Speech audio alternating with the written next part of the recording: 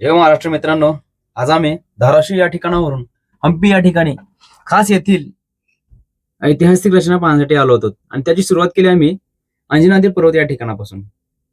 सकाळ सकाळ थंडगार पाणी आंघोळ करत आम्ही लगेच ट्रेकिंगला सुरुवात केली.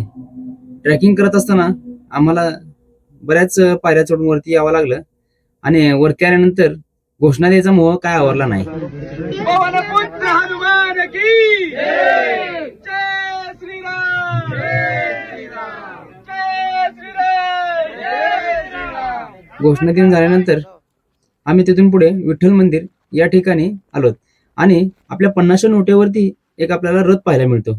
तो आम्ही प्रथम तेथे पाहिला आणि त्याच्यानंतर पण आम्ही विठ्ठल रुक्मिणी मूळ ठिकाणी आलो होतो.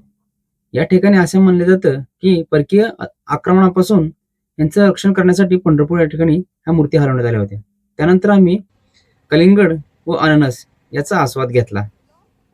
आस्वाद घेऊन झाल्यानंतर पुढे आम्ही हत्तीखाना या ठिकाणी आलो होतो. त्याच्यानंतर आम्ही पुढे गणपती मंदिर पाहिलं आणि मित्रांनो, एक विशेष म्हणजे हंपी हे 200 पेक्षा जास्त मंदिरांसाठी प्रसिद्ध आहे. त्यातील काही ठराविक मंदिरांमध्ये आम्ही गेलो होतो.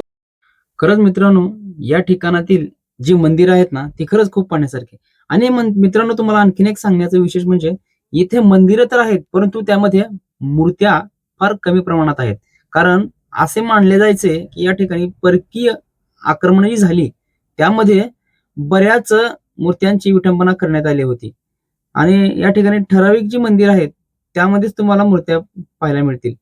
आणि आम्ही त्या मंदिराच्या आतमध्ये गेलो होतो. इतकी सुंदर आम्हाला त्या ठिकाणी कलाकृती पाहायला मिळाली ना, खरंच आपण विश्वास ठेवणार नाहीत की हे हाताने बनवलेले असतील म्हणून.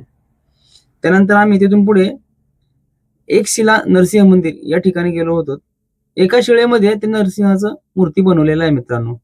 त्याच्यानंतर आम्ही विरूपक्ष या मंदिराच्या समोर एक मोठा असा रथ पाहिला. तो ठराविक कार्यक्रमा दिवशी रथ बाहेर काढला जातो असे म्हटलं जातं. त्यानंतर मित्रांनो आम्ही विरूपक्ष मंदिराच्या आतमध्ये गेलो आणि विरूपक्ष मंदिराच्या आतमध्ये गेल्यानंतर चुकतं दर्शन घ्यायचं ते म्हणजे या लक्ष्मी हत्तीनीचं. आम्ही घेतलं, तुम्हीही घ्या.